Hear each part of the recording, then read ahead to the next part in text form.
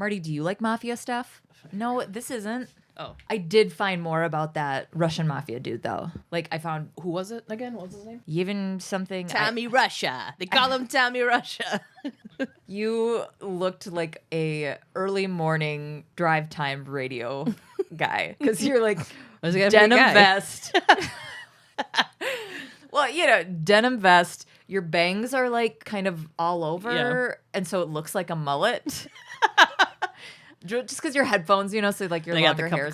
You got a cup of coffee and you're like waving your arms around. It's the top of the hour.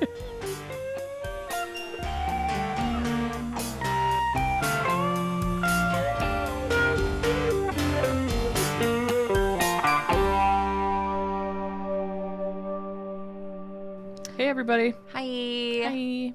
We're SVU Pod Especially Heinous. I'm Gabe. I'm Tasha. We are on episode 11, Disrobed. Is that what it's called? Yeah, that's what I didn't even look at the title of it. Makes sense because of the judge and stuff. All right, so we see a car and a kind of strung out chick. Yeah. Comes up to the car and opens the door and there's a dead man. And she's like annoyed. She's like, oh, she's like, oh my God, I'm out of here. Munch and Cassidy show up. He was shot point blank in the face, or in the jaw with a 9mm. Yeah. And it looks like his junk was shot off too. Yes. And then they find out his name is Judge. He's a judge. Judge Warren Varela. R.I.P. to the third missing dick in season 1. At first I'm like, why are Munch and Cassidy here if this guy's just shot in the jaw? And they're like, we can make anything SVU, you guys. This guy's got his dick shot off. Robbery with their dicks out. Carjacking off, you mean? Burglary? Yeah, there's jizz everywhere. One of his pubes is missing. It was the sticky bandits. Ew.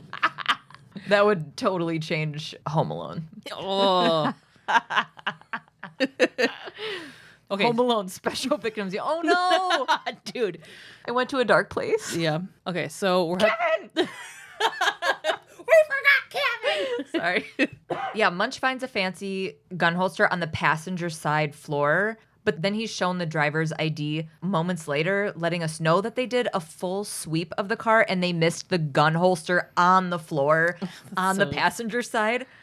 They're like, we didn't find the murder weapon. And I'm like, did you check on the dashboard? Because these guys are fucking terrible at their job. Munch is tough guy in it to the detective on the scene. Before they leave the scene, he's like, whoa, Judge Warren Varela, I want you to seal this crime scene tighter than an accountant's ass. And it's like, Munch, you're not hard. What was his name for the jeweler when he was undercover? Oh, John DeMunch. You never heard of John DeMunch? You know Munch came up with that too. He's like, all right, I'm going to be this jeweler and we're going to trick her. We're going to do a Bugs Bunny switcheroo over here. John DeMunch. And Cassidy's like, duh, that sounds good. I can't because I felt bad for him this episode. Yeah. Oh, he has a heart. I'm so easily swayed with anybody. I'm like, fuck Cassidy. He's a fuckboy dickhole. And then I'm like, I just want to cradle him in my arms. They're at the precinct. Turns out his wife had seen him in the morning, but he had never come home. They wondered if she did it because she caught him cheating or something. And they rolled around these ideas that maybe it was a hit. Maybe it was a disenfranchised ex-lover. Maybe it was a sex offender he put away to prison. I don't think you're skipping over this on purpose, but I do need to spank Stabler. So they're talking about the time of death. The precinct. Yep. She rolled her eyes at me. Yeah. In like a way like... Yeah. It was like, I know you weren't like, oh, don't bring this up. Yeah. No, I know that you're not. They're talking about his time of death was between 8 and 11 p.m. And they're like, why was he on the pier at night? And Stabler goes, nice neighborhood, not known for hookers or trannies. Like it was just off the cuff. This is how we talk around here, which is 100% guaranteed yes. Mm-hmm. But don't, Stabler. I know. So this guy, dick shot off, shot in the face. He was licensed to carry. Yeah. And he did own a 9mm, so it sounds like the rounds were from his own gun. Mm-hmm. But they didn't find the gun, just the bullets. The wife's lawyers won't let them talk to her anymore that day. They have her like fenced off. Yeah. But apparently he was like a really tough judge on sex offenders. And Jeffries says that he cut the ribbon to the women's shelter. Together We're Safe is the name of this organization. And he had an integral part in making it happen. And Cragen feels a lot of heat from the press and from the governor. From the inside of this because this was a judge. So he's super intense wanting this solved. Yeah, he's like, get moving. Then there's this like weird exchange between Olivia and Cassidy, remember? Yeah, because Cassidy approaches her like he's a 7th grader at his first fucking dance, being like, "Hi, budding breasts and tiny vagina. Hello." He was like, "Do you got?" I'm sorry, 7th graders don't even think about vaginas yet. He's like, "There's nipples behind your shirt." He asks, like, "Do you have a sec?" She's like, "Yeah, I mean, like 1 minute. I mean, I'm at my fucking job. We both are." But I didn't catch what he said because he's got that dumb fucking voice that I can't understand what he's saying half the time. Because I think Stabler was like, "Let's go." And he was like, "Oh, does he know?" And she's like, "No, we don't talk about our personal lives." Yeah. Which I didn't know if this was like an Amazon mixing up the episodes because I was like, oh, or this was like the show letting us know that they're boning again. Huh. Because remember how before... Yeah, or he's just like super weird, like, "Hey, remember that time that we banged after we got hammered 6 months ago? And you've completely moved on and I've been throwing shitty fits about it. Yeah. How do you feel about that still?" Right. It's still weird, right? And she's like, "What's weird? Oh my God, this." Brian. Cragen sends Benson and Stabler to check out the office and follow the politics of the whole thing.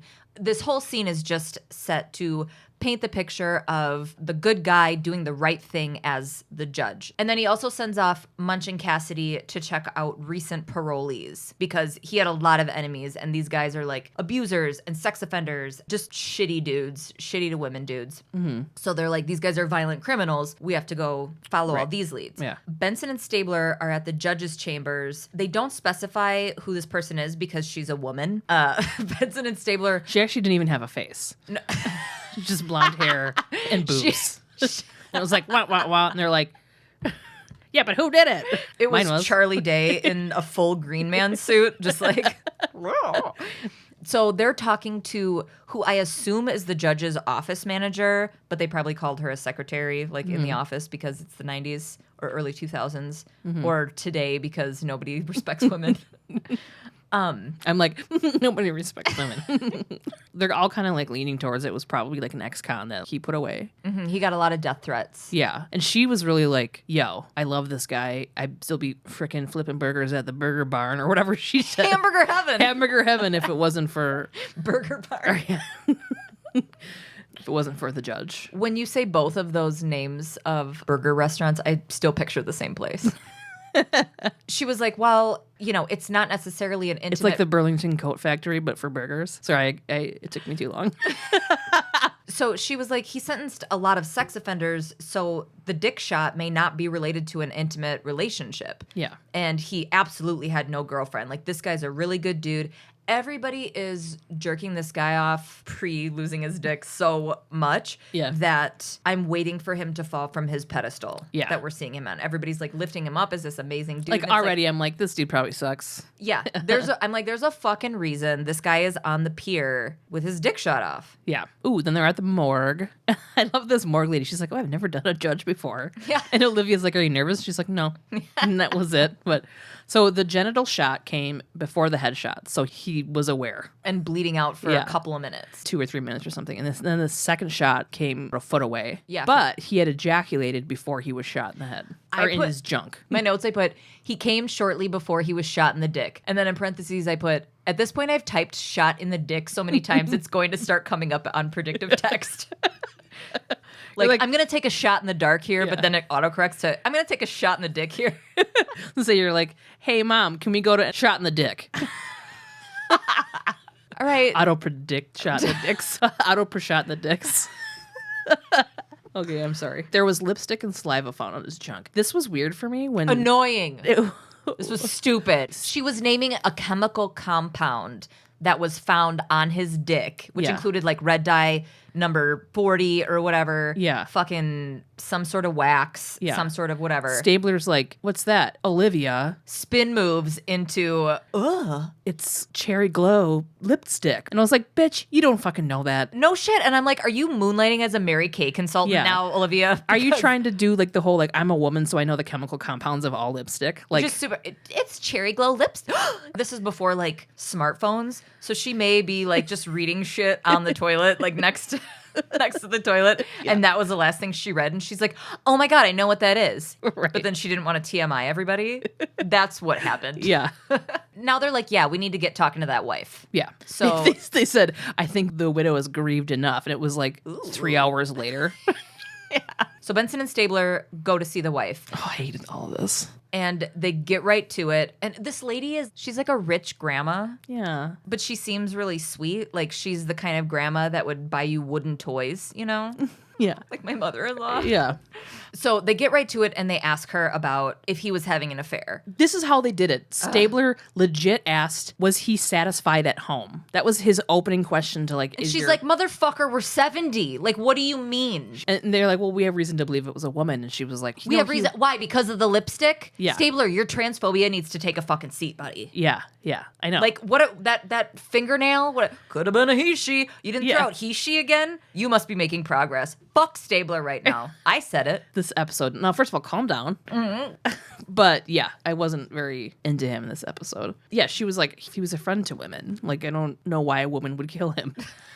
They just kept asking her over and over again if he was having an affair, and she was like, I'd be the last to know. And then outside, Olivia's like, she doesn't believe that she wouldn't know. She's like, all women always know. Right. And then she made this Hillary Clinton comment about standing by your man. Yeah, because of the politics and because of image and his pension and losing what she would get upon his death. Yeah. So and if he was seeing a sex worker, that's a felony. And if a judge commits a felony, they don't get their pension. Right. So she's thinking maybe along the lines like the wife maybe knew about it but didn't want to say anything because she would get something out of it. You know? Right. Yeah. Yeah. But they never really touch on that again. This is literally the last time you hear or see the wife. There's so many other leads. Yeah. And also assuming that, I don't know, I just didn't like any of this kind of stuff where it's like, hey, there's a 70-year-old grieving woman. First of all, let's go after her and her husband. And maybe she didn't know. Maybe she was blissfully unaware of whatever her husband was doing. Let's go back to the wife. Maybe you should go back to the wife and be like, hey, this is what was actually happening. Was that a phone? No, this was like an alarm sound. Like ding, ding, ding, alert. Listen to this shit that your husband was doing. Yeah. Guaranteed this bitch did not know. I thought it was you like calling Carol? Yeah. Get this, girl. Are you sitting down? Because I've got the tea. They should go back. They should have revisited her. I hope they did off camera. Yeah, I'm sure they did. So they're at City Hall and they approach Emily Waterberg. She's the deputy director of the Women's Action Committee.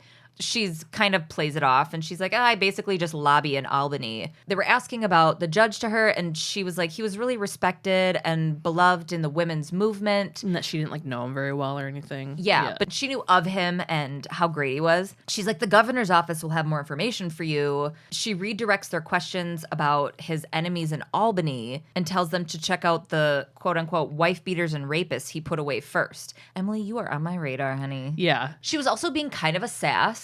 Yeah, Olivia was like, yeah, thanks for the advice. I'm a fucking detective. Yeah. Yeah. So they're back at the precinct. Munch and Cassidy are going through files of prisoners Warren put away that recently got out on parole. There was a few that just were like very recent or are coming up, and one was Green, Melendez, and Yee. Delfino Melendez apparently made threats to the judge and the bailiffs during his court shit. They go to this apartment. This was wild. This chick opens the door and they show her badge and he's like, look, I didn't call you guys. And a dude pops up and he's like, you bitch! And like attacks her. Yes. And they get into a fight and he slaps her and she's like holding a child, by the way, and the child like runs off. Munch and my God. I have in all caps, the toddler! That ran up to her and like jumped into her arms. Yeah.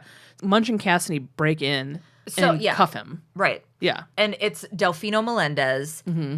And Cassidy's like roughing him up because the guy was beating this woman like directly in front of them. Yeah. Couldn't hold his shit enough together to not beat his girlfriend in front of cops. In front of, these detectives. So they come in, they tackle him. Cassidy Munch stands there while Cassidy tackles him. Yeah. It's fine. He's an older man. Yeah. And Cassidy cuffs him, pulls him out. Munch is in a long trench coat. This woman is on the floor sobbing. This toddler runs up to her and they're embracing each other. And he just kind of looks over his shoulder, spin moves like a fucking 80s music video and walks out the front door. Yeah, he's like, well, bye. Every moment that I have appreciated his bedside manner, I'm like, Munch, 1 out of 5 stars. So now they're questioning Delfino Melendez, who we missed an opportunity because Munch was like, ooh, the dolphin. I know. I just didn't even write that down. So I was like, fuck you, Munch. We get it. You speak every language now, too. They're like, oh, is it dolphin? Is Delfino dolphin munch? You could have said that to Cassidy and it not been true. And he's like, I'm going to believe that forever now. So they're in the interrogation room and they're questioning Delfino. He said he was able to be at the apartment, but the woman had filed a TRO, which is, I didn't have to Google it. That's called a temporary restraining order. They're implying that they can hold him there because they had a TRO on him, but he's like, she gave me permission to be there. Yeah, we made up. Yeah. Oh, that all makes a lot more sense now. I didn't catch what TRO was. Yeah. I didn't even think about it. They were asking, they're like, where were you? And he was at parenting classes, but was like all embarrassed about it. Stabler's like, all right, your kid breaks curfew. What do you do? And he's like, what's curfew? Next. So he says he doesn't have a gun, but he makes fun of people who own 9mm. You get them at gun shows in Kmart. They're for the Columbine crowd. And I'm like, Jesus Christ, fucking Columbine. Yeah, that happened like the year before, right? Yeah. Give it a second to breathe, you guys. Yeah.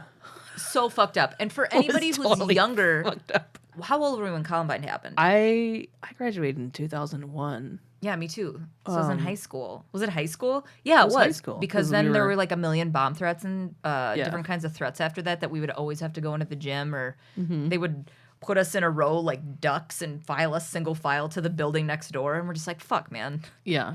Melendez had threatened to kill the judge in open court, and they were like, how in the fuck did you get released, after doing something like that? And he says that he paid $2,226 to a charity. He said, I have to give it to some charity or else, and they don't believe him at all. Yeah. Okay, so then Cassidy's at his desk. He's talking to Benson and Stabler. The judge's last cell phone call was to Emily Waterbury. What? They don't even really know each other. So why would she act like she didn't really know him outside of knowing of his stellar reputation with women and the Women's Rights Association? Yeah. Cassidy's like, why would she lie when cell phones are so easily traceable? And I'm like, good detective work, buddy. Yeah. Benson's kind of like, maybe Delfino wasn't lying. Like, we should check into some of this shit. Mm-hmm. Cassidy and Munch are going to go check on the bribe angle. So they're going to go take care of that. Benson and Stabler go back to City Hall to talk to Emily Waterbury again. Waterberg. Is it Waterbury or Waterberg? It's Waterberg. I think I typed it wrong, and then eventually I heard it as Waterberg. Benson and Stabler go back to City Hall to talk to Emily Waterberg again. Mm-hmm. She's not that bright because they found the holes in her story pretty fast. Mm-hmm. So she's just like trying to get him with her sass. She's like, I can't possibly keep track of the 400 phone calls like in a day. And I mean, they're not letting her slide. So it turns out she knew the judge really well, and she had her own record, which they were able to find, as a minor for some drug charges. They said drug charges and hooking, but she claims that it was not accurate, and it was also expunged by that judge. He had given her a fresh start, and they think she was working with him in the bribery situation. It's like he gave her a fresh start. What did he get? Yeah, because it's like, well, why is he pulling this bribery shit? Because the money is going to this charity. So it's like, oh, is he being backhanded supporting? Is he like Robin Hooding this charity? Yeah. Or whatever. That's where I went at first. And I'm like, he's got to be worse than that. Yeah. This is SVU, motherfuckers. So there's a big old mess of cops digging through and taking files from an office. Judge's chambers. Including Benson and Stabler. They're also there. They need all of his financial stuff and the charities he's involved with. Like Together We're Safe, and there was a women's shelter he mentored. He mentored at a junior college in Suffolk County to help teen mothers find clerical jobs. The Burger Barn lady is really irritated. He was one of the last of the good guys. You're barking up the wrong tree. Stabler wants the records for everything. So they're back at the precinct. Cragen's like, was he cheating on his wife or was he taking bribes for parole? And Jeffrey's cross-referencing the donations to charities with his cases, and chunks of thousands of dollars are lining up. Yeah. And they see the Delfino one from his wife. For that exact number, 2226 or whatever. Why so specific? 2225, 2230, 2268, 50. Right, where's the change? His donation is on record to Together We're Safe. The numbers say that charity pulled in $4.7 million in a year and a half. Yeah. I thought it was 1 year. Was it? Oh, in 1 year. Yeah. Sorry. Cassidy chimes in and goes, "That's pretty good for a fledgling charity." And I'm like, okay, so did Cassidy get can one of buy- those word a day calendars. Yeah. How would he know the word fledgling? That's what I want to know. I feel like fledgling isn't like that crazy of a fucking word. He's a grown man. I mean, I know he sucks. It's not even about him sucking. He's just a dum-dum that has like a 3rd grade reading level. Yeah. But Well, anyway, so it threw me. Benson picks up on it. Because she was like, fledgling? I'm impressed. Like that he knew the word. Then he was like, oh, well, yeah, I'm a big dum-dum and I stayed up till 2 a.m. to impress you. Cassidy acts like a goddamn preteen. Yeah, just- Talk yeah. about full fucking house. Yeah. He stands up and flips his chair back. He storms over to the window to look out of it longingly. I To assume, look out of it. I assume watching for his mom, who is no doubt on her way to pick him up. She better have some fucking Capri Suns in there. I'm gonna sit in the back seat, Mom. I know the word fledgling. Everybody's like, okay. Anyways. Kragen's like, follow the money. Bye. Yeah. Then he calls Cassidy into his office. Yeah. He's like, hey, why don't you come have a red vine and chill out? Cassidy's like, sorry about that. And he's like, I don't give a shit. You're not in the principal's office, you fucking idiot. Right. Stop being a preteen little goddamn bitch. child. This is the SV fucking you. Whatever you're dealing with ain't that serious, buddy. But so he tells him a story. He was in homicide, and 7 years prior, he had taken a statement from this little girl who was 9 at the time. She had been molested by her mom's boyfriend, but he also killed her mom. Yeah. Kragen had a connection with this little girl. He would like just kind of reach out to her and check up on her. Yeah. So he had spent like the last 7 years checking up on her. So she's 16 now. I don't really know why, but he seemed like he wanted Cassidy to check up on her now. Yeah. He says it later, why he wanted him to. Say it Oh, he later. needed like a hip dude. Yeah. Yeah. He's like, I needed somebody cool. Not somebody that she trusted and has been in contact with when like men in her life have been awful to her. You're just like, Yeah. I'll send this young guy. I need this 30-year-old guy that can. Turn a dining room chair around and sit on it backwards. Be like, hey. You ready for a rap? And he's like, she lives out in Queens. Cassidy's just like, got it. Because now all of a sudden Cassidy knows the word fledgling and he also understands the nuances of an implied conversation. Yeah. God. Yeah, Benson's gonna go to see Emily Waterberg again. She's like, I don't want to talk about what I do. And they're like, we don't give a shit about you, you dumb fucking bitch. Quote, end quote. So she would take the money from the parolees. The judge told them after they donated to charities, it would look good on their image. For the parolees. Yeah. And they were like, well, what was the judge in it for? And she was like, the sex.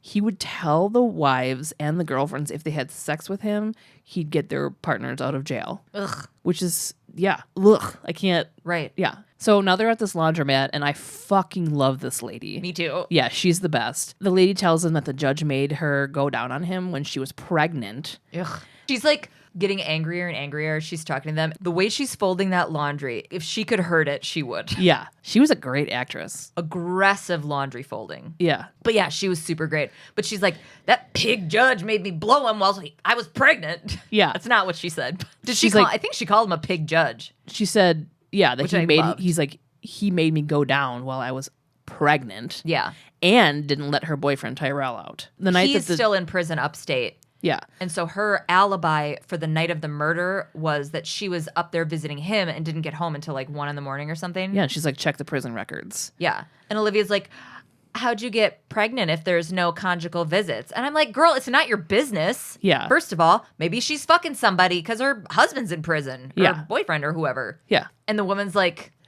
Immaculate conception. Bitch. Yeah. It was like, but her face too. She was just like, how the fuck do you think I got pregnant? get out of my fucking Yeah. face. I thought it was going to end up being like the judge's baby. Because what other Oh. reason, what other fucking reason do you have to be that up in her fucking uterus? Yeah. Right? Yeah. She just like asked because she was curious. Yeah. That's it. So they're at the precinct again, going over the same shit. Roger Silver was the last to get paroled out. Yeah. Gina, The most recent parolee. yes. Gina Silver was his wife. Mm-hmm. Still is his wife. Yeah. So, they go to the pier. Wait, before this, because they have this little B storyline happening with Cassidy, Kragen's like, you got to go back down to the pier to see if you can find anything else, or any possible witnesses. And he's like, it just doesn't end. Yeah. And Cassidy's like, and you can see his, what is not a crescendo? What is the other one called? A decrescendo? No, there's a convex and a concave, you mean? No, I'm talking about it like in music. Oh, I don't know. Anyway, it's just a downward trajectory. My husband is screaming in his car right now. Yeah. And then I hope he immediately started laughing when he heard that you say that. John, I'm watching you. What is it? Is it a decrescendo? Is it a... Should I text him? Is it a... I can't even think of another musical term to... Is it a baritone? No. What is it? It's not. I know it's not. It's a... Now I'm trolling him. It's a... It's a low music spot. Oboe. It's an oboe.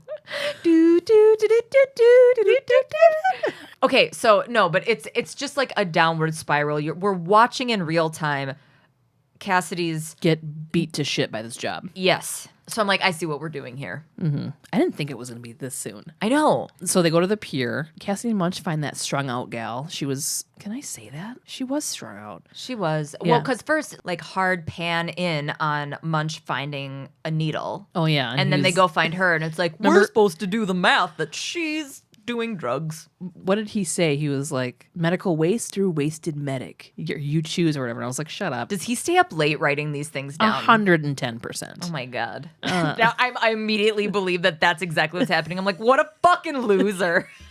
He's a real detective in his apartment. Like, this is some good shit. It's like trash cans full of like crumpled up. But it's Munch, so he's even to himself. He's like, I mean, those are all really good ideas. They're just like not as good as this one. So this girl, first of all, Munch...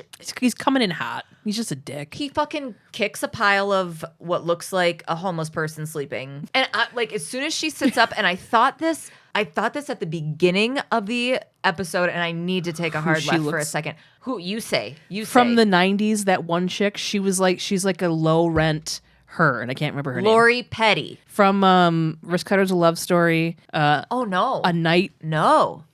Wait, who are you talking about? I'm talking about A League of Their Own, fucking Point Break, Free Willy, Poetic Justice, fucking Tank Girl. Oh, Lori Petty. Lori Petty. But then and I'm just like, if this isn't fucking Lori Petty, I'm going to kill myself. It's not. It wasn't. Now, goodbye. This is the last time I'm going to see you because it wasn't her. Because I was like... Are you a ghost right now?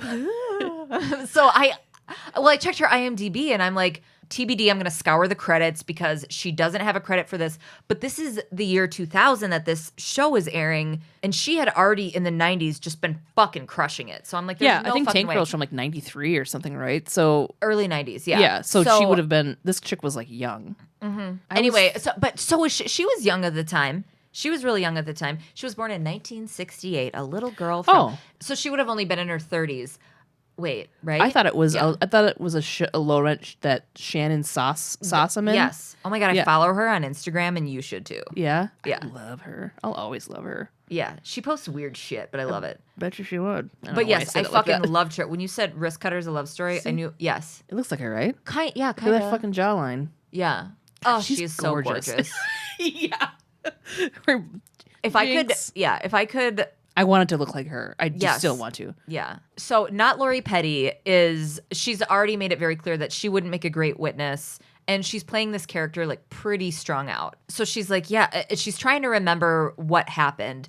But she's like, I heard the gun. It was 2 pops. And then she saw a woman in a blue uniform get out of the judge's car. But Munch is a fucking dickhole to her. And Cassidy is showing his heart here. He's very patient with her, very kind. He keeps giving Munch over the shoulder, like, what the fuck, dude, kind of looks. Like, can you lay off a little bit? Mm-hmm. Yeah. So then they're back at the precinct. Not Lori Petty is there too. And she's getting frustrated by all the questions because she can't remember stuff. What? I kind of thought that this was the gal that Cragen wanted him to check up on. I thought, because I was kind of sort of confused. Right.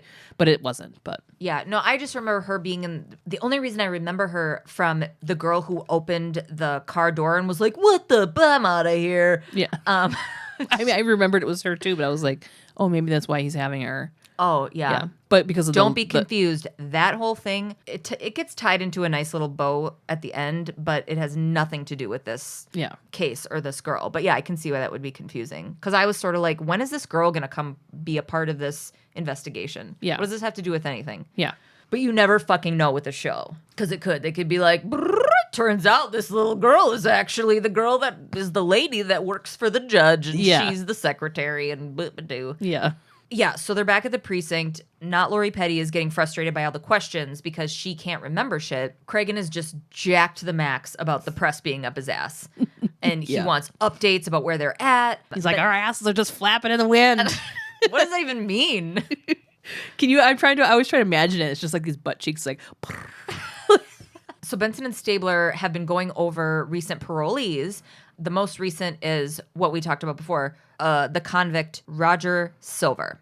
There's 3 parole board members. 2 of them are apparently corrupt. So they go to talk to the third one, Carol Pinto. She chose to not know. Yeah, she's being honest with them, giving them all the information that she has, and they're giving her shit. She was the one person with integrity in the whole situation, as much integrity as she could have. Yeah, it was funny because they were like, she's like, Roger Silver, I don't know who that is. Like, she then she's like, well, okay, yeah, these people are assholes. And she's like, we meet once a month for a day. I get $20K a year, and it keeps her kids in junior high. Yeah. You know. So she's kind of between a rock and a hard political place. plum and doesn't, Then they find out that Gina Silver, Roger Silver's wife, she is an airline attendant. And She's a flight attendant. Airline attendant? Flight attendant? Is it the same thing or no? It's the same thing. I just have never heard it called an airline attendant. I think that's what they said, and so I typed it down. Oh. Doesn't matter. Year 2000. So, but they wear these very... I'm surprised they didn't call her a stewardess. Yeah, right? A vaginal drink dispenser. You want some more coffee? Hold on. Sweetheart. Sweetheart, light my cigarette, sweetheart. We're on an airplane. Sorry. Okay. I was going to wiggle my tie as like a fake businessman, but nobody can see it. Who was it? Who did that? Rodney Dangerfield. Yeah. Sweetheart. No respect. Anyways, she wears a nice uniform. Blue Nice uniform. blue uniform. Yeah, so they're like, oh, there she is, blue uniform. We got to check her out. Yeah, so they're at the precinct again, and they're kind of going over the phone calls from the judges, whatever. And Gina Silver and the judge traded phone calls for at least 2 years. Long ones. Long ones, yeah. Now they're at Gina Silver's apartment. Well, first they were like, okay, the judge denied her husband's parole in 97, 98, and now He's getting out in a week. I swear to God, if it comes down to this fucking lipstick. Yeah, and then they're like, why does she want to be with him? Because Yeah. he like tried to kill her. Yeah, And Olivia's like, I don't know, but it happens all the time. because it does. Yeah. So they're at Gina Silver's apartment. She says that what? They knock on her door. She answers the door in her full flight attendant uniform. Yeah. Just in case we got confused, you guys. We're like, the flight Yeah, attendant. the uniform. It's like, this is not the messiest episode of this season. So, like, she could answer in sweats and we would still fucking get it. Yeah. She says that she met him a few times, like at Together We're Safe rallies. Also, her like daughter comes from around the corner, like, Mom, can I borrow your sweater? She's like, yeah, that's fine. And I just like to watch the daughter because she just like slowly like slinks back farther and farther out. Like she's like, what's going on? I rewound it twice because it made me laugh. But so she's like slowly unraveling. Yeah. At first, she doesn't want to let them know that she knows him. And then she's like, well, I met him. And then it's like, well, we're acquaintances. And they keep throwing this at her like, okay, well, you're having these long conversations. She's like, well, we had coffee a few times. Like, that's a lot of coffee. Yeah. And then she goes, can we do this somewhere else? Do I need a lawyer? And they're like, sure, come on. She stops, goes, okay, hang on. Puts on her red lipstick in the mirror And her to daughter- go outside and talk to the detectives. All caps, all caps. Jesus fucking Christ. Yeah. The daughter comes back out again and was like, is this about Dad? What? What? Just Did I say it weird? just the voice you have for the daughter. Is this about Dad? I felt bad though because she just seemed really Is the conceited. daughter Beaker from the Muppets? Is this about Dad? Mom, is this about Dad? This girl's like 13. Yeah. Right? I have like red lipstick question mark. Like, why are you doing that? I was so fucking annoyed. I knew from the beginning. I'm like, what obvious motherfucker. I always go to the writer's room when I see this shit. I always go to fucking it. Jeremy, dude. Jeremy Wolf. He fucking sucks. Yeah, he does. Fire him. That's why I'm dating him. Oh my God. Because he sucks. That's what I do. We get it. So do I. They're at a lineup. The girl who is playing like a super awesome version of this strung out addict can't identify her in the lineup because she could barely even remember the situation. So she's like, I don't know. They it all could kind of be- look like her. Yeah, it could be 2, it could be 3. And I'm like, honestly, like, same. I mean, it took me a second to be like, oh, yeah, it's 2. She's 2. We just saw her in her flight attendant uniform in her apartment, but... They're questioning Gina Silver. She tells them that the judge called her that morning and asked to meet him at the pier. Well, she finally admits it because there's prints on the car door, her fucking lipstick that she's like, look at my lipstick, you guys. Guess what it's made out of? Can you cut that out? SVU Pod, the musical. She did it. We know she did it. Her DNA, they said they could get it, but then she confesses. Dick Wolf, produced by Executive producer Dick Wolf. All right. Pass. Blowjobs. Hold on, I gotta go back a little bit. Gabe's reading her to-do list. Parole board. Blowjobs. Yeah. Lipstick. There. That's my whole day. Okay, so the judge called her that morning and asked her to meet him at the pier, and they were like, did you know what that meant? She's like, yeah, it means I have to pay my annual dues. Mm-hmm. Her annual dues meaning blowjobs. But also they're like, why were these phone conversations so long? And she's like, after his one-way phone sex, he would confide everything to me. Yep. So she knew all the dirty dealings that he was a part of. Yeah. Why did he do... Okay. You know when sex workers are like, yeah, he just wanted to talk. Like, oh, yeah. because, you know, they just want somebody to fucking... And they need to dump it out, dump like whatever. on somebody that means nothing to them. Yeah. Or that can't, you know... That nobody's going to believe. Yeah, or just like, I just need someone to talk to, or I just need to feel like somebody's listening to me. Yeah. And there's a price to be paid. This woman is going to listen to me on the other end of this phone because... She has to. She has to. Yeah. So she blew him, and then he started to say that he had to end it because he didn't want to jeopardize his position. So she was humiliated, and she had kept her part of the deal, and she needed him to make the call to Albany. He did it. Oh. He did it, but said, wife's request denied, and he laughed at her. Yeah, because he's a piece of shit. Yeah. And she knew that he had kept a gun behind the seat, so she fucking shot him in the dick. Yeah. But then, this is where it gets... And the face. In the face. But then the evil of this situation multiplies by a crazy amount because Stabler asks her why she would go to the lengths that she was to get an abusive husband out of prison. Like, what is it that would do that? And she looked shocked. And she's like, I wasn't trying to get him out. I was trying to keep him in. Yeah. Which was really, that was way worse to me. Because it's like this guy was laughing in her face, fucking knowing what he was doing to her. So it seems so far in SVU that they've... It is a power thing for this guy. 100%. Yeah, totally. Yeah. But it seems like they've only brutally harmed dicks on the most deserving of dudes. Yeah. So, like, one was a Bosnian war criminal. One was a rapist. And this guy. Yeah. Okay, so they're back at the precinct. Cragen and some dude? Who was that? I don't know who that dude was. I don't know either. But he looked like the assistant on Veep. What is that guy's name, that actor? Oh, I He's know, got but red I hair. love him. You need to look it up. I don't know. I need you to look it up. You look it up. I'm doing some stuff. Oh my God, stop. Hold on. All right, wait. What were you going to say? I don't have my phone? Is that what you're going to say? I was, but it was between my legs. It was in my God's pocket. You were like, I don't have my phone. Wait, hang on. Okay. It's between my God's pocket. Should I keep going? No, in a second. Oh my God. Have you watched Veep? Yeah. I fucking love that show. I'm not caught up, though. I know, me neither. And like, I love it. Like 3 seasons behind. Yeah, but so much shit comes out and you gotta like... Matt Walsh. I fucking love Matt Walsh. He was in the Upright Citizens Brigade. Yes. Yeah. So this guy sitting in Cragen's office is not Matt Walsh, but he looks like Matt Walsh. God, I fucking love Matt Walsh. Yeah. I love when he gets mad. Like he's just... Okay, hold on. They never specify who this dude is that Cragen's talking to, but I assume that it's another detective from another unit or like maybe like a lawyer. It doesn't really matter. It's just to continue this storyline. Yeah, they're looking at the photos of Gina's like battered body from when he got put to jail. She had a restraining order on him that he continually violated. And this dude, not Matt Walsh, tells Cragen he would be lenient on her like man to max. Yeah. But the trouble is he was a judge and that makes it a federal crime. Yeah. Which is really shitty that his life is worth more than somebody else's, but that's a whole nother thing. Yeah, and that they're still going to have to deal with like a sympathetic jury when a shooter goes to trial. And like I know that we know this already, but in this scene in particular, Cragen is just really hitting me as America's dad. Yeah. Yeah. He's great this episode. He's great in every episode, but... Yeah. So he's the only one I have consistently not been angry at. Yeah. So he suggests Cragen send people up there to meet the husband so they can be prepared. Because this guy's a real piece of shit. Yeah. So now they're at the Hudson Correctional Facility. This dude is a piece of fucking work. Ugh. He was trying to say that she was beating herself in the back with legs of a chair that were broken. Yeah. And a ball peen hammer. Ugh. He's garbage. He's absolute fucking trash. I mean, we don't need to reiterate that to be true. Yeah, for sure. It's like very, He says that she wants... Nobody's watching it and going, I'm on board with that. I was on the fence. You're not on the fence because this guy Yeah. is a piece of shit. Yeah, if you're wife independent about this guy, yeah. whatever.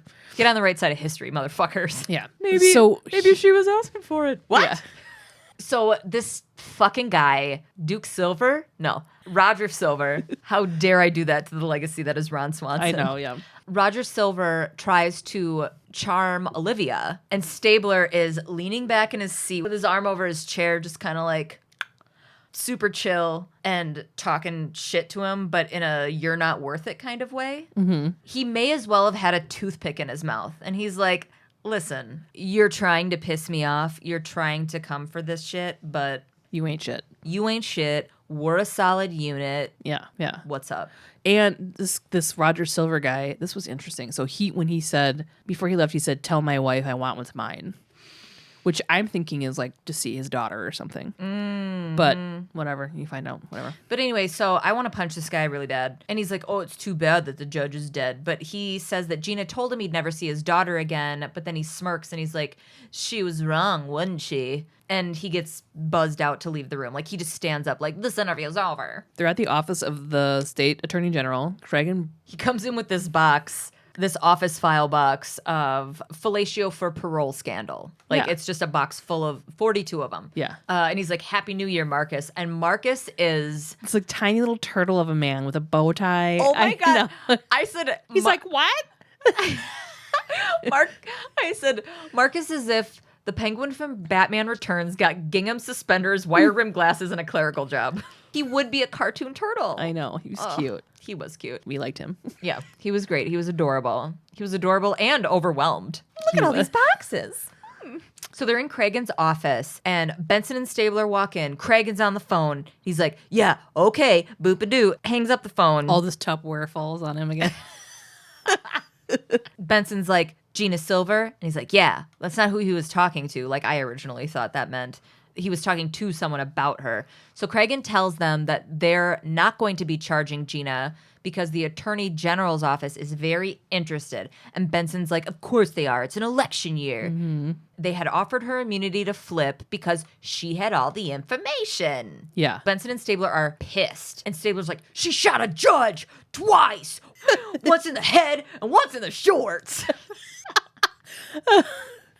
So he sends them to go handle it with Gina and let her go. I loved how you said shorts.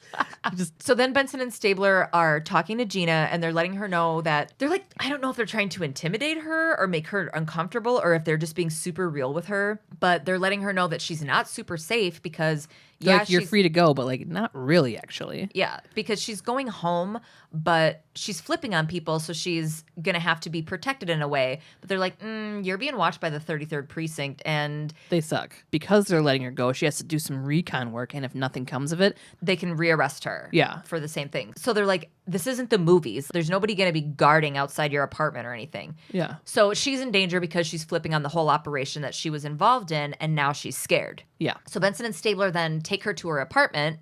So they're all sitting around a little table with a giant rotary phone that looks cartoonish at this point because now phones are in our pockets. Mm-hmm. They're recording and they're having her call a dirty member of the parole board. And you can't hear the other side of the call. You just hear her side. She tells the person on the other end of the phone that she wants Judge Varela's cut of the operation that they were running. You can What tell does that mean? Like she wants some blowjobs too? Like Well, that's why I'm like, oh, he was getting money too. oh, okay. He had to have been. yeah. Because she's like, transfer his blowjob inheritance over to me. Yeah. It will go to me, my children, and my children's children. She's like, bro, give me the cut or I'm talking to the FBI. Yeah. She's on a roll. She's doing good. Yep. I was a little worried that she wouldn't like be able to pull it off. Yeah. It's reaching the end of the episode though. So I'm like, oh, here we go. So cut to Cragen's office and he's talking to Benson and Stabes, hangs up the phone. That was the 3-3. The husband's got Gina. They're like, oh no. Benson and Stabler peel out of there. Because the husband was paroled and now he's back to fucking with her hard. Cassidy rolls in his depression outfit. We all have one. Gabe's wearing hers right now. They're also my PJs. So Cassidy's in his depression outfit, and he walks into Cragen's office. Cragen immediately goes to a file cabinet and pulls out a bottle of vodka or whatever and pours him a glass of it because he looks like he needs it. Yeah. Cassidy had gone to see the girl that Cragen had talked to him about. And it turned out that Cragen wanted Cassidy to go talk to her because he was like, oh, she sounded like she needed somebody. Oh, I need to send a cool, hip, whatever. But I'm like, but you're her dad. Yeah. You're her emotional support animal dad. Yeah. I didn't understand, but he was like, the sound of her voice, it sounded like she needed like somebody cool. So, because that's who I want to tell my most fucked up story to. So Cassidy's telling Cragen this story. A dude that the girl met. Vinny. Yeah. Vince. She liked him, so she went and visited him at Coney Island. He took her under the boardwalk, and she thought it was like a little cute situation. And he raped her, and then 7 or 8 of his friends did too. They like came out of the shadows, and they did too. Cassidy, he's like the whole set of 7 to 8 wolf packed her. That's what he said. Wolf packed. Yeah. They left her there. Wrapped in a beach towel, unable to walk. And it's cold. And then a dude comes along who's like, do you need help? She she's says like, yes. And then Cassidy's crying at this point. Yeah. And he's like breaking down in front of Cragen. And he couldn't even get the words out to what happened next, what this good Samaritan did next. Yeah. And Cragen's just like, dude, I think you might need to transfer to narcotics. Such a dad move. He's like, this isn't for you. Yeah. Cassidy was crying. This unit is proving to be too much for Cassidy. He's like, Benson and Stabler can handle the rest of the case from here. Cassidy's like, oh, I can handle it. And Cragen's like, yeah, I know you can. Or you could transfer out to narcotics and he could do a lot of good there. Yeah. And it wouldn't be like this. Right. So Cassidy is then cleaning out his locker, and Munch comes up, is annoying and stupid, but then switches and is encouraging to Cassidy about going into narcotics. He's like, hey, look at how you handled that junkie on the street that I was such a piece of shit to. Yeah. He's like, you can be a cowboy. They hugged. SVU's not for everybody. So then it cuts to tons of cops on the street, berries and cherries. Oh yeah, we're at Gina's apartment. We forgot about that for a second. Roger's there to fuck up Gina. So Benson and Stabler show up and talk to an officer on the scene. The husband, Roger, had showed up, grabbed her when she went to do laundry, and now he has her hostage in the building, in the laundry room. So Benson and Stabler, guns drawn, go down to the laundry room. You can see Roger has his foot on his wife's chest. She's laying down on the ground, like freaking out. He's got a gun, so you can see like through this door frame. Stabler pops his head around, and he's like, hey. Roger points his gun at Stabler, and Stabler's like, whoa, okay. Yeah. Stabler's trying to calm him down. He's got the gun pointed at Gina, and he says, this is mine. Which made, because, you know, in the prison, yeah, he's like, that's what he was talking about. Like, Yeah. I'm going to get what's mine. Like, she belongs to him, which is, this is all about Power. male dominating power. Yeah. They kind of shimmy in there with their guns, and they're like trying to talk him down. And then the guy like raises his gun at Stabler, and Benson fucking shoots him in the head and grabs Gina. Executive producer Dick Wolf, but Olivia is going to be fucked up for having to use her firearm on duty. Yeah, there was a moment where they like panned it on her face, and she did that whole like Olivia Benson thing, like fuck. Yeah, where she's like, and looks at Stabler, and Stabler's like, this is all looks. There's no more dialogue. But Yeah. Stabler's like, it's okay. Yeah, we got this together. Yeah. Because we're fucking partners. Hug from across the room. Yeah. But the way she shot him in the frickin' head and then grabbed Gina and like shimmied her out of there. Yeah. It was great. Marty, do you want to hear a fucked up story? Remember you watched the episode and then you texted me and you were like, have you watched yet? And I said no. And you're like, oh, I can't wait for this chaser. Remember when you said that? Oh, yeah. I am very excited for this chaser. Yeah. I can't Good. wait to see who you found. Oh boy. All right. Oh boy. Okay. So I really, really want to do a good job. Cause I'm sick of being excited. And then, you know what I think it is I'm coming in with an expectation of you holding the edge of the table and leaning in and being like, and then I look down at my notes and I look up and you have like a bucket of popcorn somehow. Oh my God. Can you just go? Yeah. I'm excited. Go. Okay. So Judge David W. Lanier. I hate him. Go ahead. Okay. Already. He was a Chancery Court judge for 2 rural counties in Dyersburg, Tennessee. And he's the former mayor of Dyersburg. He was the mayor for 12 years. He was a judge for 10 years. So to give a little history about him, he's the son of James P. Lanier. P. Who am I telling this to? My 5-year-old? You're just like, P. So his dad, James, took control of Dyer County as the county clerk in the 30s. And it was said that Lanier's father could make friends out of enemies. He was just a really Charismatic dude or something. charismatic dude, good politician. People liked him in the positions that he was in, so he was able to maintain those positions for a long time.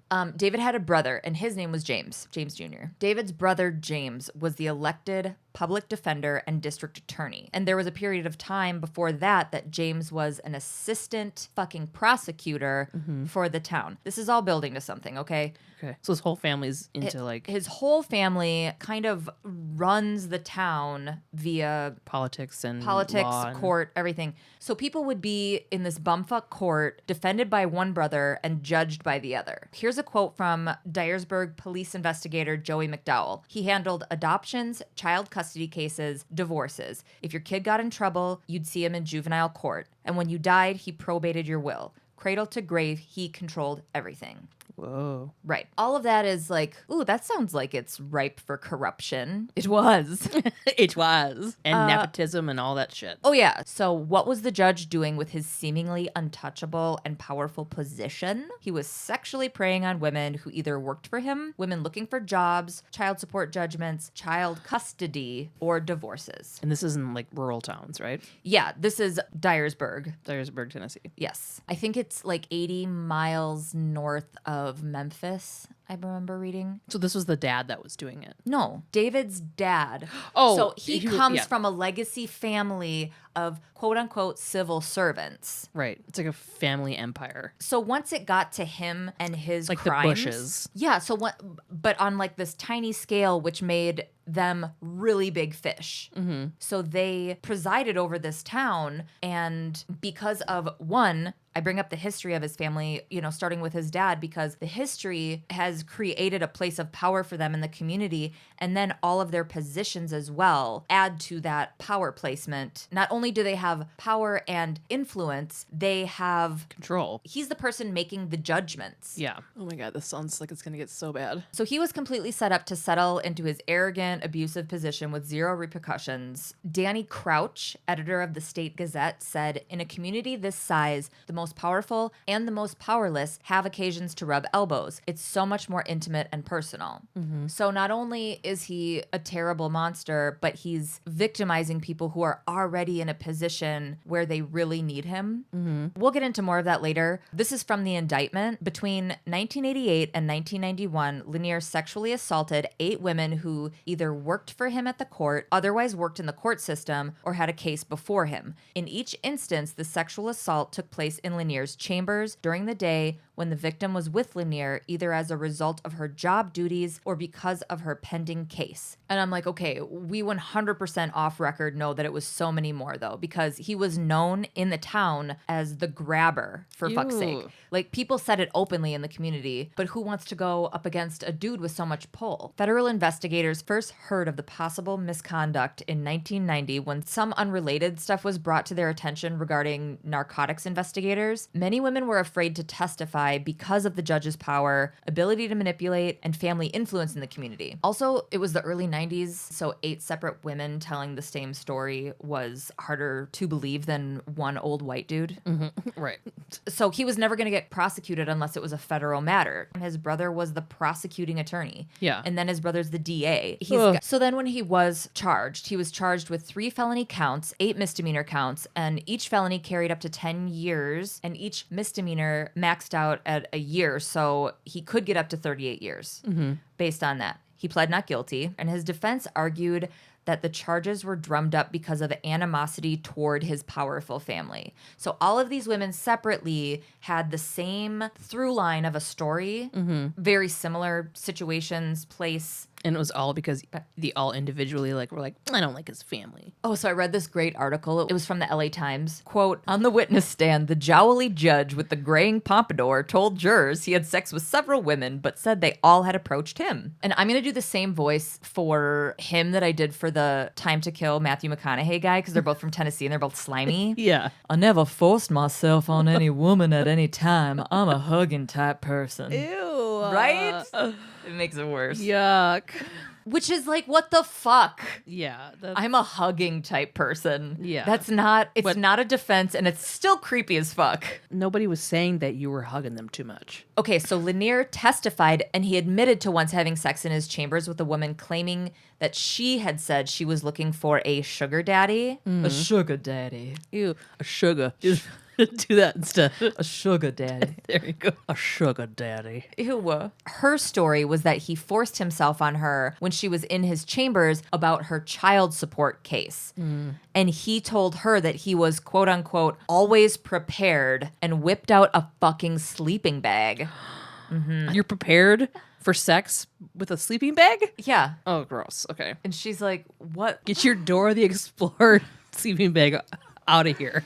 A 26-year-old woman who had struggled with addiction said that he had forced her to perform oral sex 2 separate times with the understanding it would help her keep custody of her 18-month-old daughter. And what she testified that he said to her, I helped you out, now you help me out. Ew, do you think his balls are jowly too? Yeah. Ew. Patty Wallace testified that Judge Lanier fondled and groped her in open court. Vivian Archie, who was interviewing for a secretary position, which is 90s for office manager, was pinned down, punched in the throat, and forced to perform oral sex. Are you fucking kidding me? Yeah, that one was a joke. Punched in the throat? Yeah. Whoa. I hate giving all of the detail of this stuff. I'm like, how many of these should I, like, we fucking get it. This guy is a monster. Yeah. And a power abuser and a Rapist. a rapist and Yeah. a terrible person. So he ended up being convicted on 7 counts, including 2 oral rape charges, which were 10 years apiece, and the 5 others were a year each. So he was sentenced to 25 years. Okay. The federal level crime he was convicted of, because remember, he had to, like, he wasn't being prosecuted, he wasn't paying for anything until the feds came in on him. So the federal level crime he was convicted of was criminally violating the constitutional rights of 5 women by assaulting them sexually while he served as a state judge. Yeah. So he gets like more because of his position of power, right? I'm gonna get into it. Oh, God.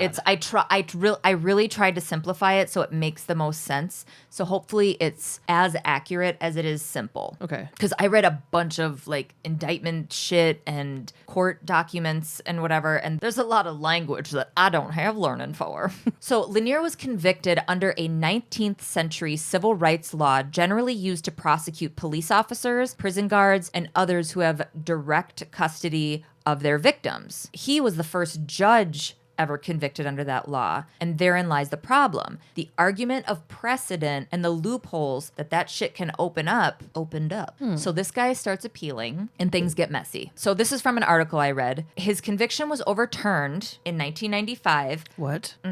We're not even halfway done, so. Oh my God. His conviction was overturned in 1995 by the U.S. Appeals Court based in Cincinnati, which ruled that there is, quote, no general constitutional right to be free of sexual assaults. Therefore, So it's all the loopholes and the what's in writing. on. And no, let me finish. Let me finish. okay. Therefore, Lanier could not be charged with a federal crime for assaulting employees and female visitors while acting, quote, under the color of law. So basically, they were saying that they couldn't hold him on the fact that he raped and assaulted women because he was charged with it as a judge, which brought the Constitution into it, which is what was being argued. Does that make sense? It doesn't, but on paper it does. So he made these appeals, and you know when somebody makes an appeal, it's not like, hey, I need you to prove that I didn't do this. It's, hey, I need you to prove that my rights were fucked with. because of his employment? No, because Because of when what someone is charged with rape or assault, they're not charged federally. So because the way that they got him charged with that stuff was him abusing his power as a judge, but because the law that he was, what they used in court to make that stick to him was a law that was used for police and civil servants that have direct custody of their victims. And he didn't have direct custody. He did, but he was the first judge. There was a lot of gray area because there wasn't precedent. Like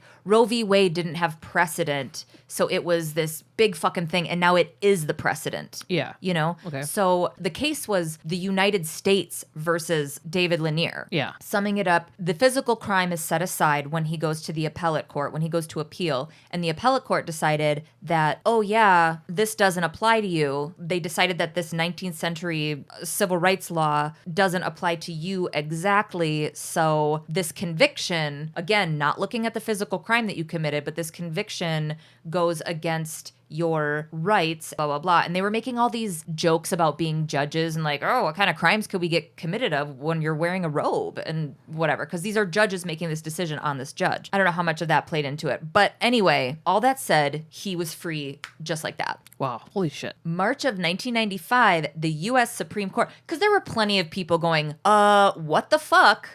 This guy belongs in prison. Yeah. So March of 1995, the U.S. Supreme Court unanimously reversed it to then have it be sent back to the appeals court to have them reconsider. So what that means is they weren't like, no, you can't do that. He has to go back to prison. They're like, no, we have to revisit this because we think this actually does apply. Okay. So his attorney then... That's like weird that you can be acquitted of a crime, but then like later charged of it again. It's just when I saw the movie Double Jeopardy with what's her face? Ashley Judd. Ashley Judd. I've seen that movie more times than it's worth. Me too. I really like it. I don't know. too. But yeah, because of that movie, I'm always like, they're free and clear. Yeah. She can't get charged with murder again.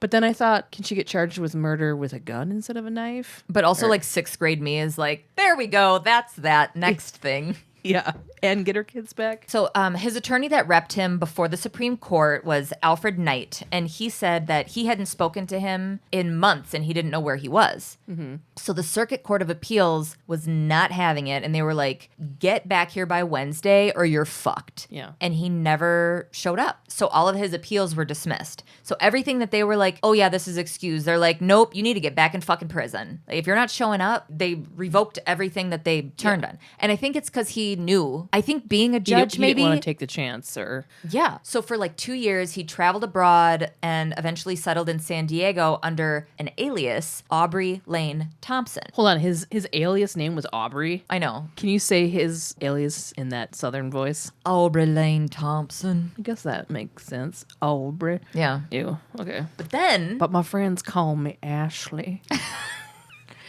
On October 22nd, 1997 is when they determined he became a fugitive on the run. They were watching him. They were following. Like, he was already out and about, but it was when they were like... Come back. And he didn't come back. So they were like, oh, yeah. you're... There's so many people following this on both sides of the opinion spectrum. Adorably named Sandy Sanders. Give her a minute. A court employee in Dyersburg who testified against the judge said they gave him his passport back knowing full well what would happen. Why did they think he wanted it back? Right. Like, they let him out of prison, gave him his passport, and they're like, here you go, pat on the back. We pressed your slacks for you too. Yeah. Like, this is not how it works for other fucking people. Right, yeah. This is back to that LA Times article that was trolling him. Portly ex-judge David W. Lanier, who was freed by one federal court but sent back to prison by the U.S. Supreme Court, has disappeared. So they didn't expect at this point that he would surrender himself. And there were promising leads, but they said if he wasn't found soon, they'd be going to America's Most Wanted. I know that we know what that is, but pre-smartphones and internet, the whole country found out about fugitives on a little show hosted by John Walsh called America's Most Wanted. And you'd have to like tune in to know what the fuck was going on. Yeah. And then I went down this whole K-hole of fucking John Walsh and why he started. Oh my God. I didn't know that about his son. Really? Not until I was researching this. I didn't know that, yeah. I didn't know that you didn't know that. I didn't. Yeah. Now I do. Oh, so then in September of 1997, Lanier called a newspaper in his hometown of Dyersburg to complain that he was the victim of a government conspiracy and said, the dogs aren't gonna find me. What?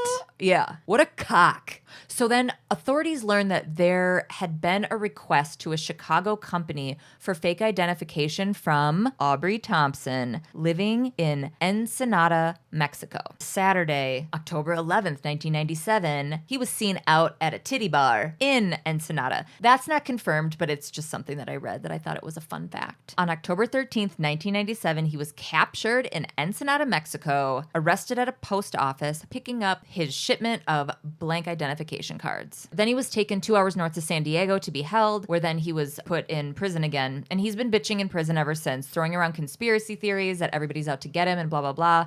In an attempt to do a little Where Are They Now, Hopefully Dead edition, I found a 2017 article. At 78, he's still bitching. This is a quote. "Nowhere in the world is anyone being punished like I am for what I did." Oh my God. You can't look at my teeth when I'm doing it. I'm like, I know. Well, I'm laughing at that you're like, for what I did. But it's also just like, fuck you, guy. oh, I know. The federal government, the FBI, the judges, they're all trying to keep me from pursuing my rights. 25 years is a death sentence for me. And then Vivian Archie from earlier, the woman he raped during a job interview, said, "He took away my rights. He made me feel like nothing." Yeah. And I even found a change.org petition to allow him to be released, with like all these people being like, "He's been in prison long enough. He should be with his family. He's an old man." But it had 41 supporters, so I felt like a little better about it. It was like his cousins or something. Right, and him 25 times. Him 40 times. And then I read that release was set for March of 2018, but I couldn't find anything beyond 2017. So I was like, oh, I hope he just died in prison then. Yeah. Yeah. I hope he got his like face dumped in. Oof. I'm not taking it back. Okay. That's fine. Wow, that's fucked up. I've never heard of that. I had never heard it either. It was the best, worst story that I have found about judges. No. Okay, so next week, we're going to start our little mini-sodes. Intermish. No. So we got a bunch of emails and messages and stuff. We got some great fucking stories. So don't be like, oh, I only like when they do SVU episodes. Be like, holy shit, these are real life SVU episodes. Yeah. Yeah, they are. Yeah. And don't listen if you don't want, you fucking prick. Jeez. We should have an opening be like, boo-doo-boo-boo, intermish. And then it's you going, don't listen if you don't want, you fucking prick. Yeah. That's exactly what I'm going to do. Also, follow us on Instagram at SVU Pod. Join our Facebook group. We also have a business page on Facebook. Well, that way you can like share the stuff if you want. Because Yeah. you can't on the private group. You can't share it to your like own page. For sure. I sure do like these two ladies. Ew. Yeah, so there's that. And you can email us at svupod@gmail.com. Tell us your stories. Keep sending us stories. Yeah. What else? Send us true crime, weird shit that happened to you, weird shit that happened to anybody that you know, family, just like anything. Yeah. We're enjoying reading them. A couple episodes ago when you could not figure out who this actor Oh, was. yeah. And an awesome listener sent you a message saying, "This is who that is, by the way." And we're like, yeah. Yeah. If you hear us like Wait, what was it though? So Mindy sent me a thing that said, maybe you guys already figured it out, but the unnamed super's wife was in The Wire and The Office. Oh my God, it was the girlfriend from The Office. Yeah. I didn't even see her say the Office part. Duh. Amy Ryan. Her name was Okay. Amy Ryan. Yeah. So that was the episode with the brothers, Bad Blood. Me and her have the same birthday. You and who? Amy Ryan. Oh my God, yay. I wrote, oh my God, we have the same birthday. I have to show this to Tasha. Thanks, Mindy. Thank you, Mindy. That's what we want. If like we can't come up with something or something we say is enraging to you, we want to know. Yeah. All right. I think that's it. Yeah. All right. Love you. Bye. Love you, babe. Cool. Cut that out. Nope. Let's see. So Just let me. yeah. Hold on. Yeah. Unless you feel like you want to go. No, go ahead. I mean, leave my house. Just kidding. Don't ever. Yeah. Time to spin move into this. Like, Yeah. I've said spin move 3 times. I needed to say something else. No. Keep it consistent. Keep it secret. Keep it safe. You didn't watch Lord of the Rings, did you? No. Okay. Well, I know it because you say that a lot. 4th of July sale on disposable gloves.